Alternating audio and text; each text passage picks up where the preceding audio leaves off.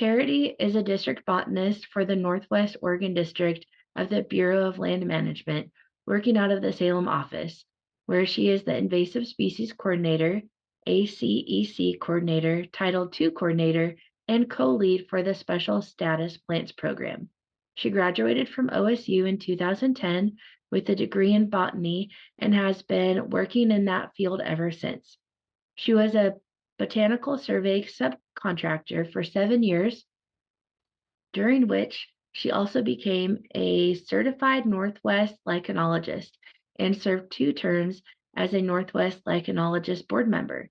During her last 2 years as a contractor, she also worked as a seasonal at the Northwest Oregon District. She was hired as a permanent federal employee first by the Willamette National Forest, followed by the Mount Baker-Snoqualmie National Forest, before finding her way back to Northwest Oregon District as program lead. She enjoys traveling, eating good food, and sometimes cooking it, and spending time with her family. She also loves visiting antique, vintage, and thrift stores, going to art museums and historical sites, and being in nature. So yeah, Bruce McCune was my lichenology instructor. He recently retired from OSU. He's also treasurer for Northwest Lichenologists. He authored the book Macrolichens of the Pacific Northwest with Linda Geiser, who's in the Forest Service, and he's created this new Land of Lichens website with Sunya Yang, which was new to me, so I got to explore that before putting it together for this presentation. And I'm happy to just kind of guide you through how I would use it. That Macrolichens of the Pacific Northwest book has been invaluable to me. I just learned while I was preparing for this presentation that there's actually a 3rd edition, because I've been using the 2nd edition for years and years. So I'm excited about this, and we're gonna probably buy a whole bunch of them for Northwest Oregon BLM botanists after learning that this one exists. But this is an invaluable resource. It's a dichotomous key, but it's great also for picture keying. You can't like be 100% sure that you have what you see in the picture, but there's a ton of great pictures, and it's one way to like help verify that that's what you have, and this after using the online key. So when you get to this landing page, there's a few different options to look at. Hypogymnia species, which is one of Bruce's favorite genera. Common macrolichens of the Pacific Northwest, where we're going to be spending most of our time. Macrolichen richness in North America. Lichenicolous fungi of the Pacific Northwest, and resources for Oregon master naturalists. I did just want to like briefly stop by this macrolichen richness in North America. So these redder ones are where there's the most richness of species diversity. And as you can see, we're in a pretty rich biodiverse area for lichens in the Pacific Northwest, particularly in Western Oregon. So common macrolichens of the Pacific Northwest. So this is a really great site, and it's got an identification key that is kind of a probabilistic multi-field key. So you don't need to go through the dichotomous key, which is how I learned how to do it in the book, which is pretty intensive because you have a lot of those key breaks are based on chemistry, and so you have to learn how to how to do cross sections of lichens and put them on the slides, and you have to learn how to use there's 3 main chemicals to identify lichens when chemistry is required. And so this one makes it kind of a bit easier if you don't want to try and get those chemicals to get started. So I'm gonna show you how I would approach it. I would keep a bunch of windows open at the same time. What I would do, I would have the species list in one page. We're going to look at characteristics. I'm going to open up the key, and then it has a suggested steps. And so this is a good one to have open as well when you're first getting to learn it. So what I would do is have this open in another page, and then I would go to the key. So here's your key. I'm going to put this on its own tab as well, so that I can go back to this page here. And it specifies, like all keys, this key requires the user to understand some very specific terminology. Each selectable characteristic is described with photos on the characteristics page. So that page is really important. So this characteristics page, this is something that you're going to want to familiarize yourself before you really go through the key. So there's all these different headings in the characteristics, and you can just go down through them and get an idea of what you're going to be needing to, some of the things you need to know before you start using the key. Or if you want to use the key, you're going to need some of this language before you start. Basically, the growth forms are going to be really important. You can have your fruticose species, which are the ones that, are either like the hair lichens or these these podicea, these stalks, these fruiting stalks. And they're just ones that are, they're either round or round in cross section. There's not two sides. Foliose are species where there's basically, it's the easiest way to think of it is it's like a piece of paper where there's two sides and they're flat. And generally they're lobed species. The other major growth form is crustose. So that's the stuff that you see growing on rocks or trees that is just like a crust where you can't really make out lobes. You can't really you can't hold it, you can't pick it off with your hand. It's something that you would need like a knife to scrape off or something. There's these tiny little lichens that you might think are crustose, but these are actually foliose. These are tiny little lobes. So those are that's kind of your main thing that you're going to need to know for your growth form. They've got a pressed foliose, which is it. Like I said, it looks like it's a crust, but it's actually not. These are this is just really close to the thing, but it's actually just a pressed to the substrate. Then you've got your fluffy, your pendant, but these are all different kinds of fruticose lichens. With your hair lichens, you've got your pendant, the long ones that hang down, and then your tufted. These kind with stalks, these podicea here. This is showing squamules, which are these little. I think those show up later in the key with a better picture, or in this characteristics page. These ones are stalks, so you might also see these referred to in the text as podicea. Here's squamules. So squamules are kind of a form of foliose. With these, these are stalks, but they also have squamules. This is indicative of Cladonia species. So those are all in that genus. Some have a single holdfast. These like umbilicarias. Most lichens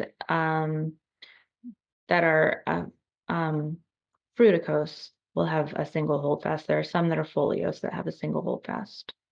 And then the dangling nets. So this is one that you're going to see in the Willamette Valley, particularly down near Eugene. The Pisca arboretum has a ton of Ramelinum and ZCI. It's one of the most beautiful lichens. You see it's netted, but it's really long and it hangs down, and it's the state lichen of California.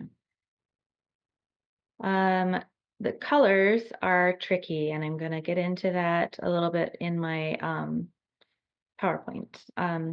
Especially the pale yellow green and the pale gray green.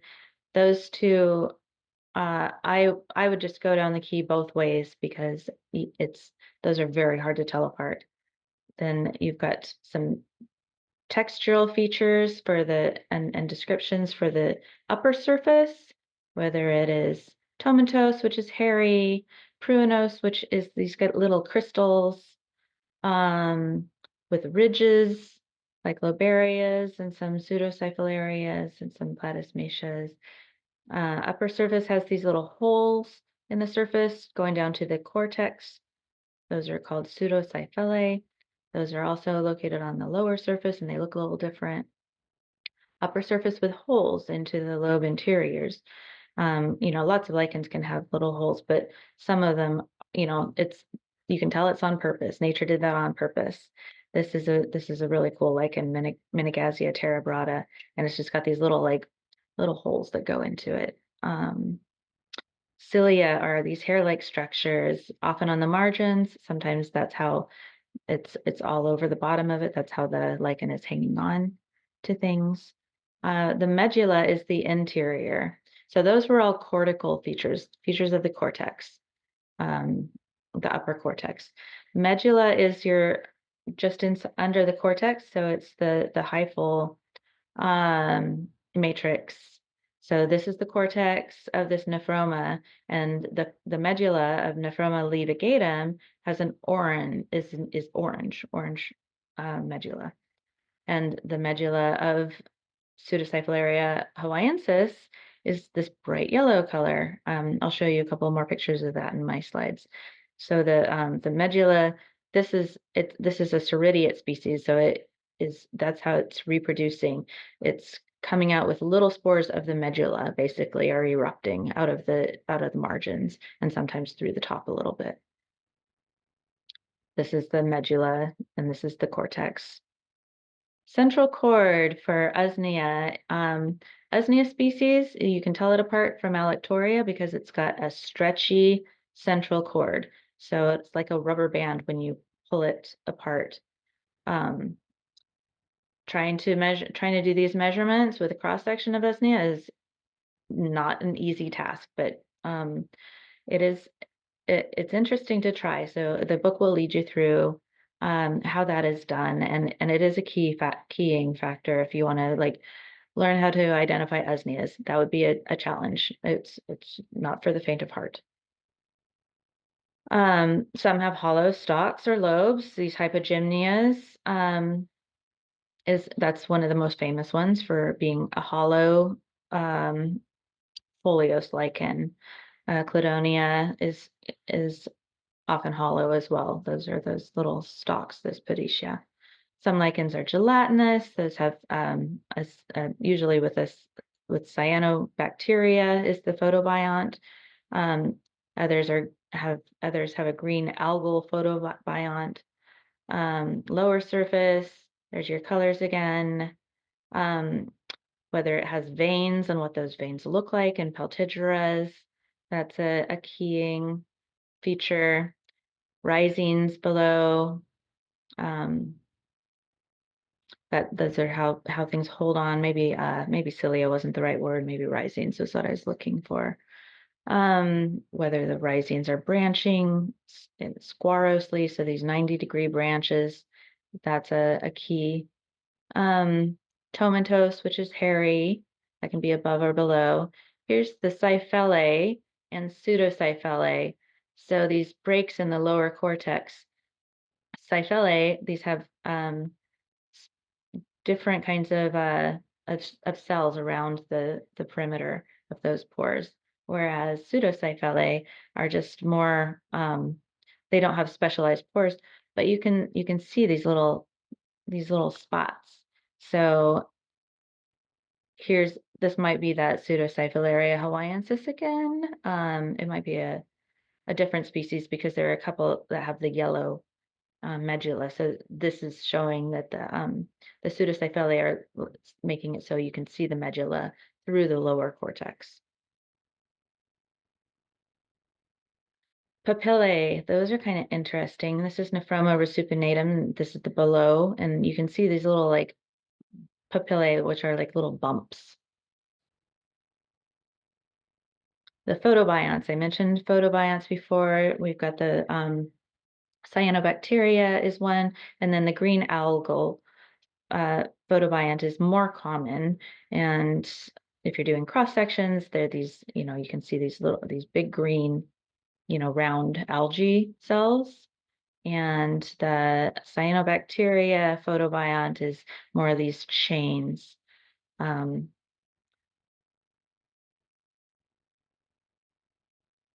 then sometimes you can have both. So lobarias, like here's a lobaria, you've got your green algal layer, and then it's got these little cephalodia, which are just like these little pockets of cyanobacteria. So that one's tripartite. And some lichens have cephalodia on the surface, not buried within it. This one's like interior, and some have cephalodia on the surface. Cladonias are these stalk cup forming ones usually. Sometimes they have I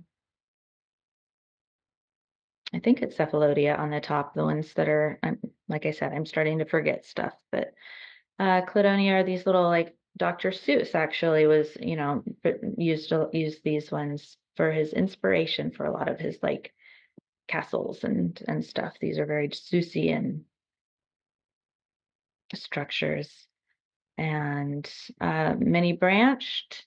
These have a lot of branching for some of these that are growing out of the ground. And let's see, Usnea has some really specific ways to key out. I'm not going to go through all of these because I want to get back to that, back to the key. Yeah, lots of specialized key features for usneas because they're difficult. There's actually a whole separate book on keying out usneas. Apothecia, these are the sexual reproduction structures where the spores are on the surface. If you do a cross section, and let's see, oh, they're apothecia. That's what I was trying to get to when I was trying to remember if they were Pycnidia. Nope, they're apothecia. So there's spores, reproductive spores on those cladonias as opposed to the cup forming ones. Let's see, Peltigeras and Nephromas have these are on the bottom and they kind of lift up. That's what on the lobe tips on the bottom, and actually Peltigeras on the top, Nephromas on the lower surface, but then those are their apothecia. And so they have some that have cortex around them, and some do not have the cortex around them. And I should be able to remember the name for those, but I would have to look it up. Asexual reproduction, Isidia will break off easily when touched, and they have they're kind of covered with the cortex. And so there's asexual reproductive structures inside there. It's basically the medulla that's coming out, and then it can find a new, after it breaks off and it finds a new site that's good to grow on, it can start creating a new lichen. And then Ceridia are powdery to granular, and they're not covered with the cortex, and so they'll emerge in like little spots where that's basically the medulla coming out in these powdery or granular forms, and they will do the same thing as Isidia. They'll find another spot and start growing the same genetically. It's not sexual reproduction, so this is just a way, it's like vegetative reproduction in plants, in vascular plants. Okay, so I think with that, oh, and then lobules. So I'm going to talk about lobules because I'm going to do a little demonstration of how I started to use it and how the key kind of worked for me when I first started to check it out. Lobules are these little guys that will, that's not the best picture of lobules, but some lichens, they'll make these little tiny lobules off of the lobe, and then these guys will turn into new lichens. So those The Cerida, the lobules, and the Isidia are all asexual forms of reproduction. And we're not going to get into the chemistry right now. Basically, a brief overview. K and C and P are the reagents. C is just bleach. You can get bleach. K is you can use lye tablets and you can make a K reagent. And then P is the one that is hard to get your hands on. It's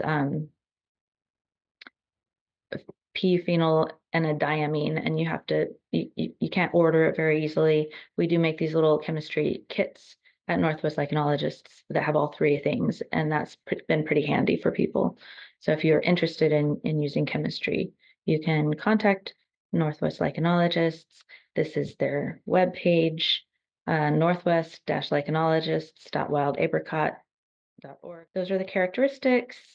So when you want to use the interactive key, the first one that I did, I was like, okay, I'm going to see if I can, how it shows, if I want to see Loberia origana, which I know is foliose. It has, I plugged in a pale gray green color the first time, and then I said that it has lobules as its form of asexual reproduction, because that's a lichen that I know. And then I was surprised when it came back with Platysmacia glauca, which is one of the most abundant lichens that you're going to see out there, but it is not Loberia origana, and it doesn't really have lobules that I am aware of. I'm going to go back to my PowerPoint in a minute. It does have Loberia origana down here. Upper surface pale gray green color, it says no. So if you clear the pale gray green and you put in pale yellow green. Oh, I have to search again. Then Loberia origana comes up to the very top. So if you have both of them in, Loberia origana is still at the very top.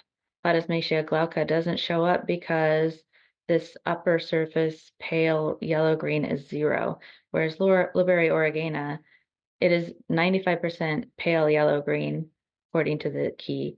5% of the time is pale gray-green. So I'm going to go back to my PowerPoint now and show you Platysmacia glauca. Most common thing out there. Bruce only has 2 pictures of it because he thinks it's so uninteresting, right? Loberia origana. This is what you're actually trying to find or trying to key out. This is what you have in your hand and you're looking it up on the site. So these are the little lobules that break off. You didn't see that in this picture. However, if you look up other pictures online, you can see where it might be like, okay, I guess sometimes it looks lobulate. That's not actually how it's reproducing. It's making Ceridia, but because it's raggedy, it's actually called varied rag lichen because it just looks like it's kind of torn up. It's really thin. Loberia origana, is a much thicker lichen. It keeps its form until it starts deteriorating. Platysmacia glauca. And then I switched to this page because to show these color variations and kind of put in a plug for a book that I got to work on, Rare Lichens of Oregon, back when I was a seasonal at Northwest Oregon District. So Pseudocyphalaria rainierensis, it's kind of hard to see on this screen, but it has these little pseudocyphalae underneath, whereas Loberias do not. So this page is pretty useful. I think more useful when you're actually looking at the book. But this is Loberia Loberia pulmonaria, Pseudocyphalaria rainierensis, and Loberia origana that I was just showing you, the lobulate Loberia. This is what they all look like dry. Those all look like the same color. And this is what they look like wet. So the Pseudocyphalaria has a more of a bluish tint to it. This is Lobaria pulmonaria is described in the second edition book that I have as greenish to brownish or brownish gray, whereas Lobaria oregana is described as greenish or yellowish green. They look really similar colors to me, especially when they're dry. So that's why I would use, don't go by that as the end all be all. Try your keying both ways. So then I thought I would talk about cyanolichens. There's a few slides that I kind of borrowed information from from one of Bruce's many online tools called functional roles. So cyanolichens fix nitrogen in our forests. They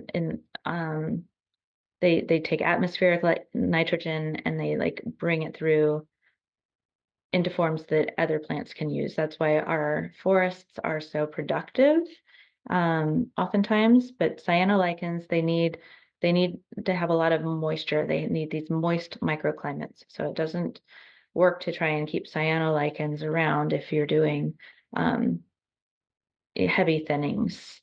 Actually, like any thinnings, unless you keep the parent populations nearby to repopulate as the forest fills back in again. Hair-like forage lichens are eaten by many animals, and I wanted to show just some different. So this is Alectoria. Here's some Bryoria and some Usneas, and there is Bruce's lovely wife, Pat Johnson, who used to be another instructor at OSU, an ecology instructor for plant ecology. And she actually helped advise me to move into botany from environmental science. And she's posing with Usnea longissima, which is this lovely Usnea. You can tell what it is because it's so long and unbranched, and it makes these just kind of garlands on the trees. And then matrix lichens, which are just early colonizers. And some examples of these early colonizing species are hypogymnias and parmelia. Parmelia being a very common lichen, both in the Willamette Valley and in the foothills and the mountains. And then Physia. I thought it was interesting. This is Hypogymnia inactiva, and apparently now, so Hypogymnia inactiva, the way you tell it apart from Imshaugii is inactiva has dark floors and ceilings, and Imshaugii has this white as snow. And the only way you can really tell is when you tear it apart and look. So every so often, if you're trying to make a species list, you'll tear apart a couple hypogymnias to see if you've got this one. But now it looks like it's actually considered a variety of inactiva. So this is in the species list as Hypogymnia inactiva variety Imshaugii.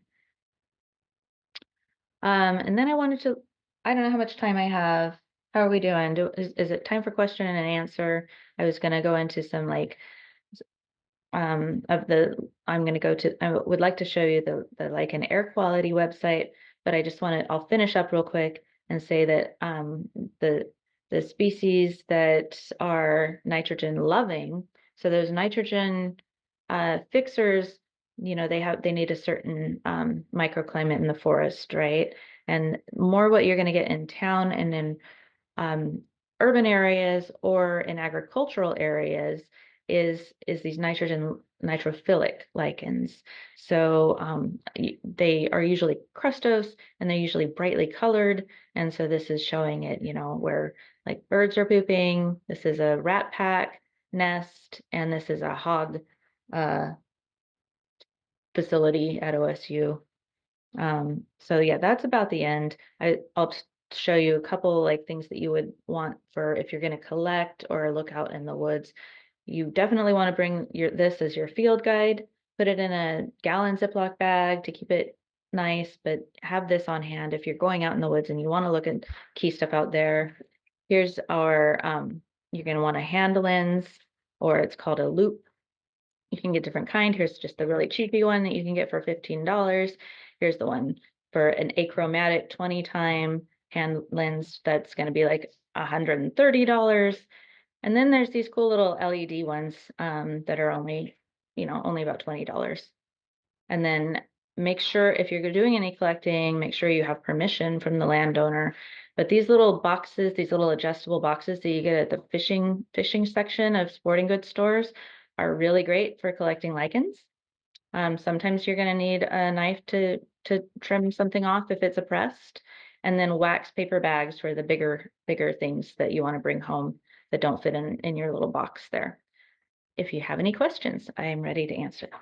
Well, thank you, Charity. I thought it was really great that you gave us tips on how to collect and showed us, walked us through using those websites. I found that's really beneficial. So thanks for that. I'm going to pass it over to Cassie now and see if we have any questions in the chat. Sure. Thank you, Becky.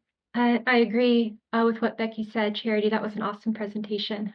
Thanks for sharing those different kinds of tools that are available for everyone. Absolutely. You're welcome. I was really fascinated by that map that you showed in the beginning, showing where the different types of species richness is. And I was wondering what causes certain areas to be more species rich than others. Is it something to do with rain, or is there something else going on? Well, let's see. I think that, yeah, rain has a lot to do with it. Because where we get more rain is definitely where we have more biodiversity. Um, and some of it has to do with well, I guess it may not, you might still have some diversity, but you're going to have different species depending on the pollution levels. That's why I didn't get a chance to share the Forest Service like climate bioindicator. There's Forest Service plots all over. And I know about the ones in the Pacific Northwest, but I think they're all over the country.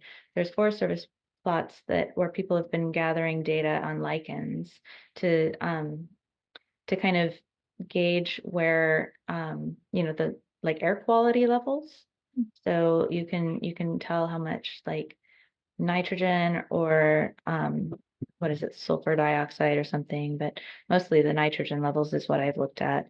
But there's different like air quality indicators, and you can tell kind of what the air quality is in an area by the lichen composition. So yeah, if you look up lichen air quality Forest Service, I think it'll get you to actually I can probably share in the chat if I go back to my PowerPoint real quick. I'll just do that. I don't have to share to do that, but I'll put it in the chat so that you guys can take a look at the lichen air index. I did note I went down to Costa Rica in December, and it was interesting because they have a lot of the same non-vascular plants. So like in the tropical rainforest as we do up here in the temperate rainforest. I was surprised by that. Very cool. Yeah, that would be a fun job, is to get to study lichens, not just in the United States, but all over the world. Absolutely. And some people do get to do that. I specialized in the Pacific Northwest, and I thought I was in non-vasculars in the Pacific Northwest, and I thought that was making me very marketable when I was a contractor looking for, other jobs. And nope, only if you want to work for a federal agency, like a land management agency. Those are the only people who care if you know how to identify lichens and mosses as far as, doing a job search in Oregon. But yeah, if you wanted to go into academia, to go and make it your work or as a curator of a museum, like there are people that get to travel around and do a lot of research on lichens globally. So that would be pretty cool. I think it's more of a research thing.